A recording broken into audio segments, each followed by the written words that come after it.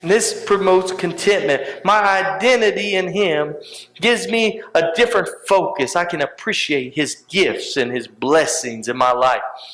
Otherwise, if I'm not grateful, I can take for granted what God's doing in my life. I hope you never raise children that take for granted what you do for them, but it can hurt you. You do everything you can and they take it for granted. A lot of times as God's children, we can take for granted the simple fact that He gave you air in your lungs, strength in your body. He made your fingers work so you could tie your shoes this morning.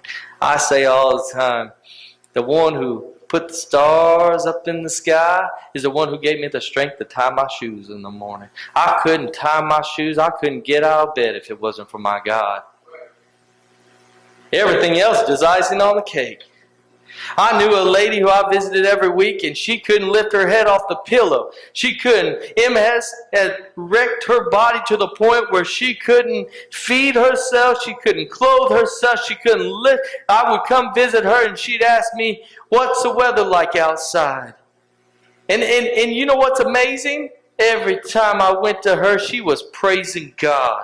She was thanking what a good God He is. What a merciful God He is. Couldn't lift her head off the pillow. If you lift your head off the pillow today and can't give God thanks for it, then you're taking some things for granted.